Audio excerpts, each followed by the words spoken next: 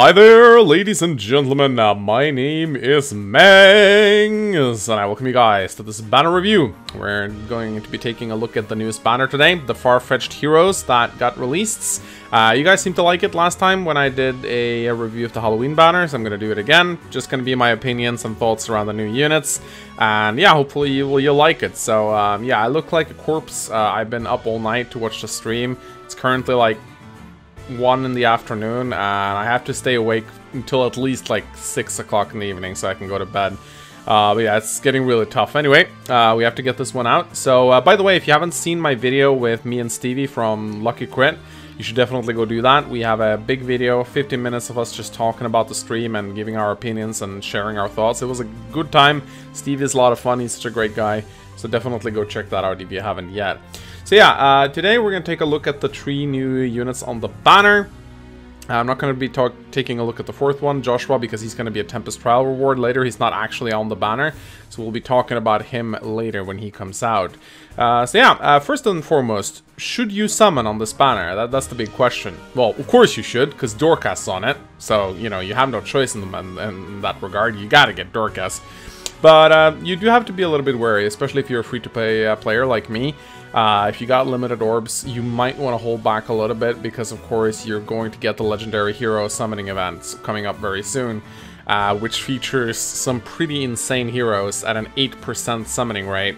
Not to mention the summoning rate of the 5-star heroes that you don't want, that are not on the banner, are set to 0%, so it's pretty much one of the best banners ever. And if you burn all your orbs trying to get Dorcas now, and you don't have any orbs left for when this banner comes out, you might regret it. So just a heads up, Sage Master made a video about this, and I do believe he's very right in this. You should definitely, unless you're like a blue whale, you should probably hold back your orbs a little bit. Anyway, let's take a look at the first hero of the bunch. It is Loot. I mean, she is superior after all. So yeah, what can we say about Loot? She's a very interesting mage. She's a bit of a debuffer. She's a blue mage, of course. She has the Weirding Tome, which is a tome that grants her speed, and it also debuffs the speed of everyone in cardinal directions if they have 1 rest lower than Loot. And of course, Loot has really good rest. She has really good rest, really good attack, but she is squishy as all hell. She is a glass cannon in every sense of the word. She also comes with rally, attack, and rest, so she can buff other units a little bit, which is nice. She comes with hit points and resistance, so a little bit of extra hit points and resistance, really good for her. She really needs that. And of course, she also has Rest Ploy as her C skill, so you know that debuffs resistance of units in cardinal directions. Now, Loot, I think, should definitely be built as a glass cannon. I think Life and Death will be a very good skill for her. She also really belongs in a team of mages, because of course she debuffs resistance, which helps other mages deal damage. And overall, she's just a really interesting unit. I think she's going to be a lot of fun to use. I mean, kind of similar to Arvis, how he had all those ploys and, you know, became sort of like a master debuffer. Kind of feel bad for dagger units. I mean, dagger units are supposed to be the good debuffers, but we get all these amazing mages on these banners that just seems to debuff everyone left, right, and center. So yeah, it's gonna be very interesting to see how well Loot pans out in the meta. It's gonna be interesting to see indeed. And then we have Mia, and Mia is a ridiculously good red sword, absolutely terrifying unit. I think I read somewhere that she is the fastest red sword in the game up until this point. It could be true, don't quote me on that, but I think that's the case. And Mia's gimmick is pretty much just proc as many special skills as possible and just murder your enemy. She comes with a Resolute Blade, which grants her +3 attack, and of course it grants +10 damage to you know, when you trigger skills, similar to the Wu Dao. She comes with the Luna skill, which, you know, is really good against enemies with a lot of defense. And the Flashing Blade skill, which, you know, makes her cooldown count go down faster if she's faster than her opponent, which she very often will be, unless you're going up against like a Speed Ivy Blessed Merged Ira or something. And she also has Advantage, which is, you know, pretty good.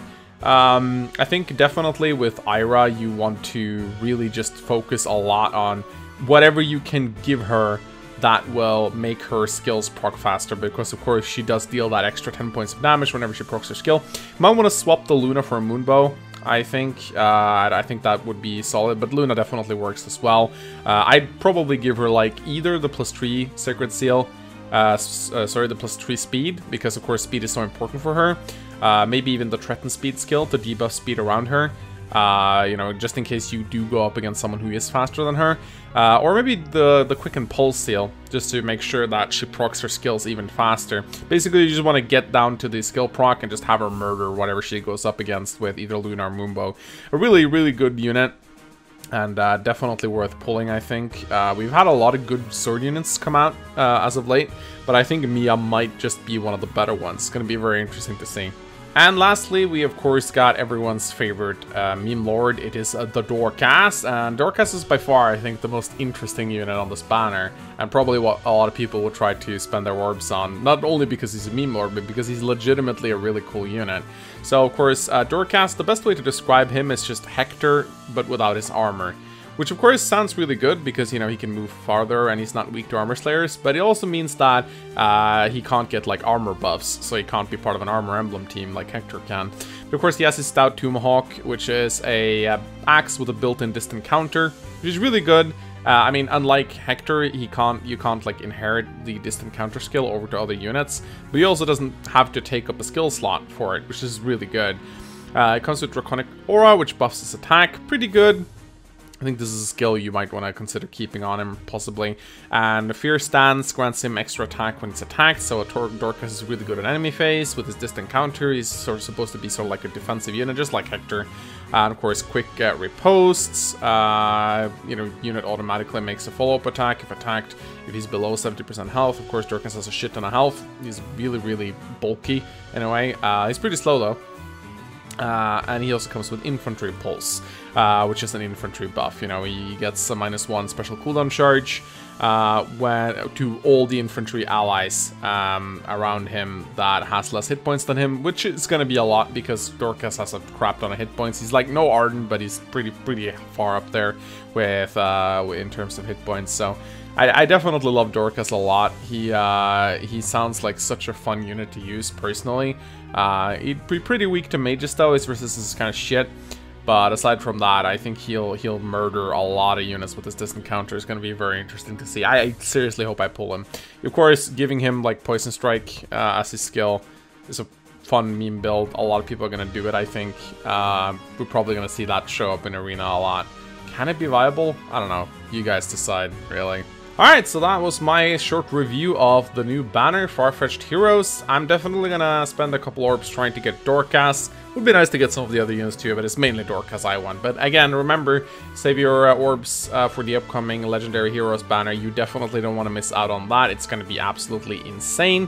But yeah, let me know, did you manage to pull any good heroes yet? Are you going to pull any good heroes yet? Let me hear about it in the comment section below. I'm always interested in hearing about what you guys are doing. So, and also let me know what kind of builds you're going to try out with your new heroes. Are you going to try out a Dorcas meme build?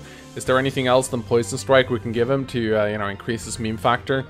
I want to hear that as well. Anyway, guys, slap a like and a comment on this video, subscribe for more heroes content, and I'll see you guys next time. Goodbye.